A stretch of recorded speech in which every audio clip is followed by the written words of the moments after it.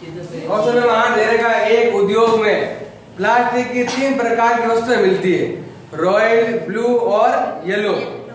कारखाने में उचित लेखा पुस्तक रखी जाती है। प्रत्येक प्रकार की वस्तु के संबंध में सामग्री और श्रम का वास्तविक लागत पर चार्ज किया जाता है। वास्तविक मतलब जो दिया हुआ है वो लिखना है आपको। तो जैसे दिया हुआ है 10 रुपए 8 रुपए रेट दे देगी प्रति यूनिट गुणा करके आपको ज्ञात करनी है।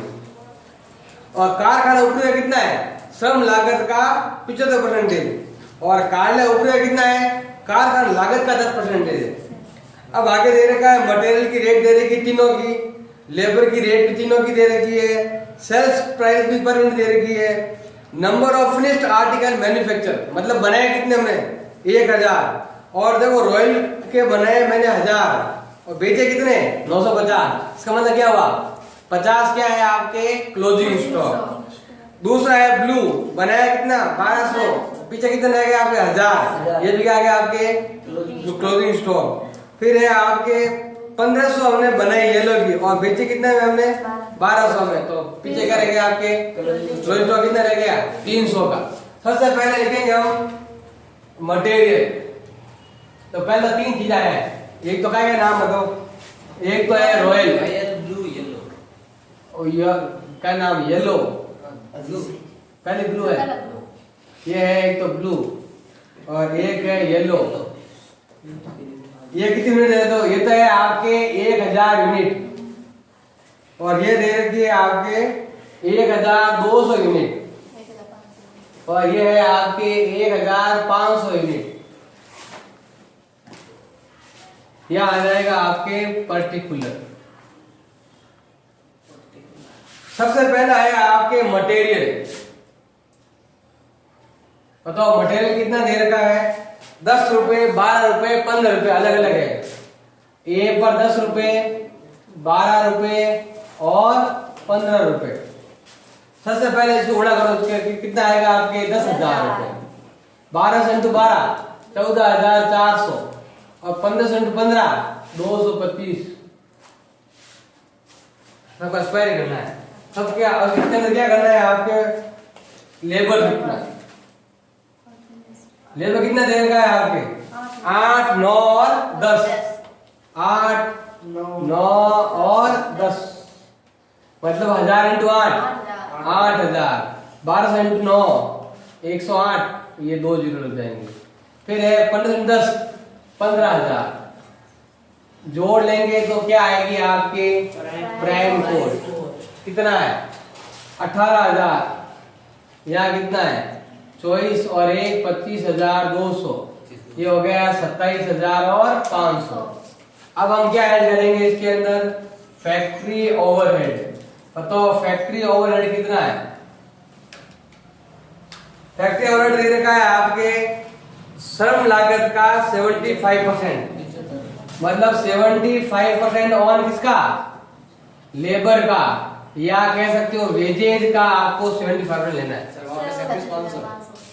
यहाँ पर अब है आपके लेबर का 75 देना है। लेबर कितनी 8 है, 8 का 75 कितना होता है आपके 6000। 10 का होता है 7.5, 8 का होता है 6 तो ये हो जाएगा आपके 8100 ये रहता है। फिर है 15 इंटू 15 का खर्चा कितना होता है आपके 11,250। ये आएगी आपके वर्क कोस्ट। ये तो हो गया 24,000, ये 2508 33,300 और ये हो गया आपके 48,750। इसके अंदर हम ऐड करेंगे, क्या ऐड करेंगे हम ऑफिस ओवरहेड। ऑफिस ओवरहेड कितना दे रखा है, ऑफिस ओवरहेड दे रखा है आपके 10% ऑन कारखाना लागत, 10% on work cost. Work cost का 10 इसका जनरल लेना है आपको। यहाँ तो आएंगे 2400, यहाँ आएंगे 3,330 और यहाँ 4,875 जोड़ेंगे तो यह आएगी आपके कॉस्ट ऑफ प्रोडक्शन कितना दे 24 और 2 400 ये होता है 26,400। तो कितना होता है 33 हो गए 36,630 और लास्ट में है आपके 48,750 53,625।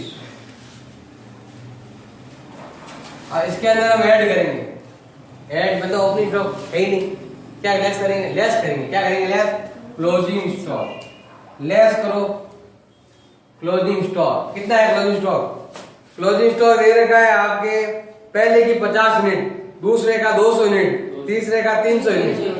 तो क्या करो, 46,400 भाग दो, ये कितने इकाई का है, 1000 इकाई का है। तो बताओ 50 है कितना, एक तो है 50 यूनिट है, दूसरे में कितना है 200 यूनिट, और तीसरे में कितना है 300 यूनिट है। तो क्या करेंगे, देखो एक कितना है 26,400 है, ये कितने इकाई का है, 1000 इकाई का। तो बताओ 50 का कितना होगा, ये होगा आपके 1320। फिर है 36,630 भाजक ये है आपके 1200 इकाई का। तो बताओ 200 इकाई कितना होगा, 6,105। फिर दे रखा है 53,625, ये है आपके 1500 इकाई का। तो बताओ आपके 300 इकाई कितना होगा, ये हो जाएगा 10,725 माइनस 53,625, ये हो गया 42,900। ये क्या है बताओ, ये आई है आपके कॉस्ट ऑफ सेल्स या कॉस्ट ऑफ गुड्स सोल्ड भी कह सकते हो। अगर सेलिंग खर्चा है तो गुड्स सोल्ड लिखो, और अगर कोई खर्चा नहीं कॉस्ट ऑफ सेल्स ही लिखो, कॉस्ट ऑफ सेल्स, बेचे जाने वाले माल की लागत। 36,630 माइनस 6,105 30,525 रुपए। फिर दे रखा है आपके 26,400 माइनस 1380 25,080। अब इसमें ऐड करेंगे हम, क्या ऐड करेंगे हम, नेट प्रॉफिट। तो आपकी क्या आएगी, सेल्स आएगी। देखो 25,000 सेल्स दे रखी है आपके कितनी है 900, इकाई दे रखी है आपके 950 1000 और 1200, और रेट कितना दे रखा है आपके 30.8 35.3 और दे रखा है आपके 40 रुपए। गुणा करो और याद करो कितना है 950 इंटू 30.8, ये होता है 29,260 माइनस 25,080, ये होता है 4,180। फिर है आपके क्या नाम दे रखा है ब्लू का 1000 गुणा करके कितना आएगा 35,000 और 300 चलेगा, आएगा इसको गुणा करना है 35,300 में से माइनस कर देंगे 30,525, ये आता है 4,775। फिर है आपके 1200 इंटू 40 कितना होता है 48,000 में से माइनस कर दो तो 5,100। टोटल प्रॉफिट याद करना है तो तीनों लाभ को जोड़ दो तो कितना होता है 5,100 का लाभ कमाया, एक पर 4,75 कमाया, एक पर 4,180 कमाया। टोटल जो प्रॉफिट है आप कितना है टोटल प्रॉफिट 14,055, ये हो गया है 14,055 अगर पूछे तो, वरना ये प्रति इकाई पूछे तो इसमें भाग दो कितना, ये लाभ पूछे प्रति इकाई तो किसका भाग देंगे हम, इसका 950,000 और 1200। इसमें अगर आप भाग दो देखो 4,180 में, क्योंकि यहाँ घटाया हुआ है तो यहाँ तो कितना यही है, यहाँ तो लॉजिक स्टॉक यहाँ आ गए आपके, तो अब तो यही बचा 950 भाग 950 का।